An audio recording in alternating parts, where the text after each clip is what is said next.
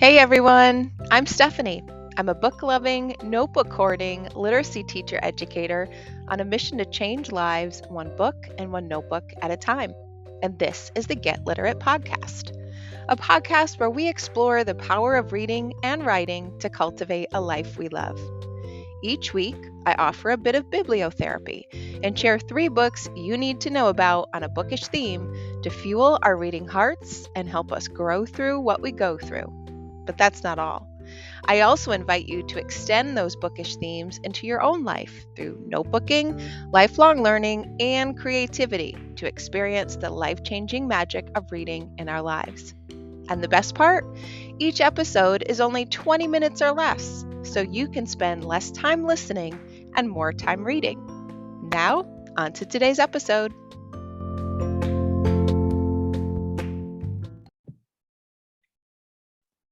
Welcome to another episode of the Get Literate podcast. Today, I am so excited to bring you what I think is going to be my absolutely favorite episode. Today, we are talking all things epistolary novels, and I'm going to share 3 epistolary novels that will have you running straight to the stationery store. Now, first, what's an epistolary novel? Well, an epistolary novel is a novel that is completely written in letters. There are exchanges that go back and forth between each character, or at least the main characters of the book. Now, in some of those novels, they can be old-fashioned handwritten notes. They can be typed handwritten notes, or they could even be emails, or more popular lately, books written in text message as well. But we're talking about the traditional nature of the genre, where each of the characters are writing handwritten letters and or emails back and forth to each other. Now, I adore this novel. The very first epistolary novel I read is going to be the first book that I'm going to share with you today. And I just didn't realize how invested that I could be with the characters, with the book, across the settings, through a letter format rather than a narrative that sucks me into the text. So all 3 of these books today are written as epistolary novels. All 3 of these books are ones that I have adored. And all 3 of these books have made me always stop and think, why don't I send more handwritten letters so that I can get more handwritten letters? So that's what we're going to talk about today. And first up is what I would call kind of the best representation, or at least one of the first representations of this genre for me, which is the Guernsey Literary and Potato Peel Pie Society by Marianne Schaefer and Annie Barrows. This was the first book that made me create a list in my notebook that I've already mentioned called Books That I've Hugged. I turned this last page and I did not want to let these characters go. Yes, I've read other epistolary novels before. Yes, I've read historical fiction, but never have I brought a novel that truly brought me back in time to another location halfway around the world, but made me feel like the characters were these dear friends that I could go meet for coffee later in the day. So it begins with Juliet. Juliet is an author in London, and she receives a letter from someone she's never met from the island of Guernsey, who has found her name tucked inside a book he has been reading. And because he is stuck at Guernsey, he doesn't know where to turn or where to look to get new books. And he loves this author. He found her name. And so he takes a chance and he sends a letter out to her in the world.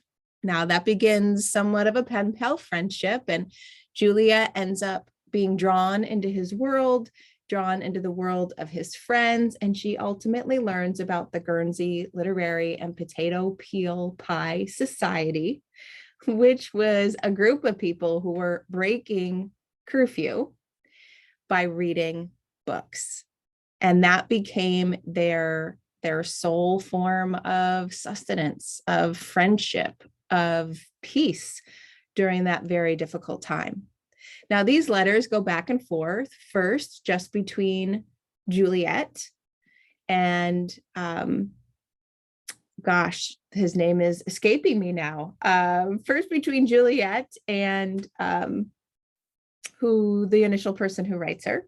And then secondly, between all of his friends as well. And she becomes so entranced with this world that she ultimately ends up visiting, hoping to tell their stories inside of a page of a book that she will write and learn more about them in the process. Now, I'm not going to give away what happens at the end, but it's a beautiful, heartfelt story of how the power of words and the power of books can connect us together.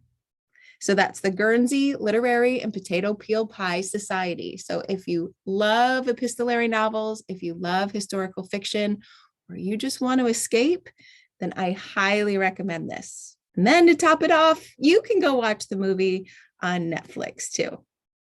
Now, up next is a newer, more recently published book called Love and Saffron by Kim Fay. So this book had me hoping to write letters as well, right? So it's much different than the Guernsey text. And instead, this is a novel back and forth primarily between two women. So Joan is an aspiring young writer, and she writes a letter to her lifelong mentor as a thank you and includes a little packet of saffron in it to Imogene. Now, Joan is in Los Angeles, Imogene is in Seattle, but time and geography does not get in the way. They start corresponding back and forth through all sorts of things, through the Cuban Missile Crisis, through the assassination of President Kennedy, and through the tremendous upheaval that both of the women are feeling in their own lives. Now, what I loved about this is that their connection through letters, they only met once, it helped them open their eyes to new things that were possible for each other. Joan and her husband started cooking, and Imogene started realizing that perhaps there is something more out there. Perhaps there is something that I can find for myself and I can be happy. I love one of the things Joan said in the book. She said, "The less we cement ourselves to our certainties, the fuller our lives can be." And these letters are a true testament of that. They show each woman working through her own life and working through the changes and searching and hoping for something more. And it showed that it can be done through writing, through the shared bonds of food, certainly through friendship, and always, always, always through love. This book had me thinking about the close friends in my own life who offer this kind of connection. And it certainly had me thinking about the ties that bind us together, whether that's letters or emails or text messages or food and dates at the coffee shop. So this is sure to bring up lots of wonderfulness for you too. Now, my third epistolary novel is much different than the others. This is more of a graphic epistolary novel, and it's called Dear Sister by Alison Begee. Oh, this was a delightful book. And yes, I devoured it in a single sitting. It is short. It is, I would say, an early middle grade to middle grade reader, but it is perfect for parents to read too. It's told from the perspective of an older, and I might add, reluctant brother who is writing letters to his younger sister over the course of their childhood, starting from the day she was born and moving all the way to the day he heads out to college.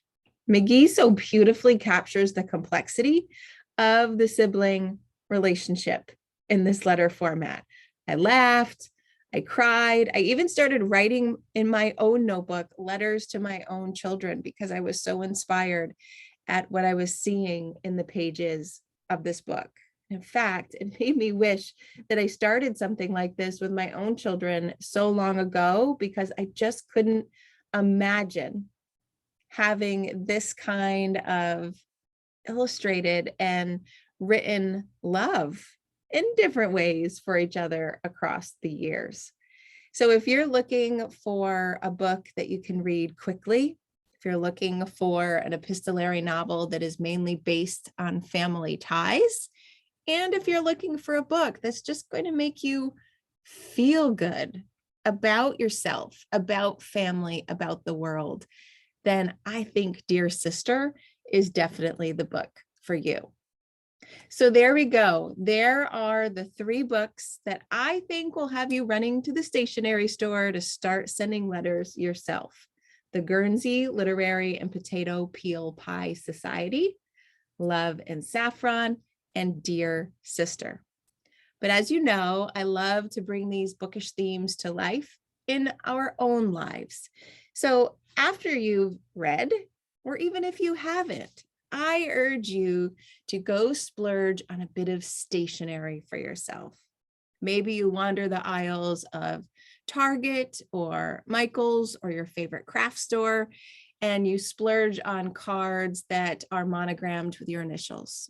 Or maybe you just grab some beautiful stationery and some wonderful pens as you embark on your adventure to write to others. I love stationery. I have far too much stationery, which does include all of my notebooks, but you might visit sites like Pipsticks. One of my favorites is Yay Day, this beautifully joyful stationery store that I found online. Silk and Sonder is another beautiful site, as is Levenger. But if you're ready to really splurge and to treat yourself, I highly recommend you go grab yourself some stationery cards from Charles McKeesy. He's the author of The Boy, the Mole, the Fox, and the Horse, a beautiful picture book that will be featured on this podcast in the future. And he has taken those same beautiful illustrations from his book and brought them to life in these beautiful, heartfelt note cards. Not only are they beautiful, but the messages inside just go straight to your heart as well. So I highly recommend you hop on the internet, find Charles McKeesy, and have some sent directly to you. Even receiving the package is a wonderful joy as you see the customs information, at least for me, and the beautiful stamps that those cards arrive in. So once you've gotten some stationery that you're excited to share with others, I challenge you to send a personalized note to 3 people you either want to connect with or perhaps reconnect with, or just remind them that you're thinking of them. So epistolary novels can help us get lost inside the lives of other characters, but then they can remind us that the power of connecting with others, like the characters in the book did, is available to us right now. So grab yourself some stationery, grab a personalized note to send to some friends, and enjoy my favorite genre with these 3 epistolary novels. I can't wait to know which one you love the best.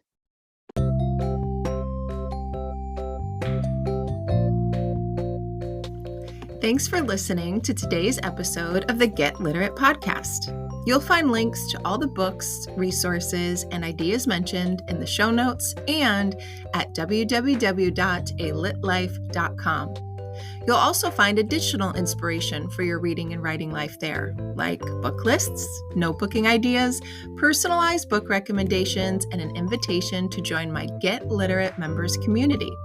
Each month, we take a deep dive into one bookish theme and work to bring it to life in our own lives. You'll get a monthly bibliotherapy book calendar with a book recommendation for every day of the month, bonus episodes, live book club sessions, and much more.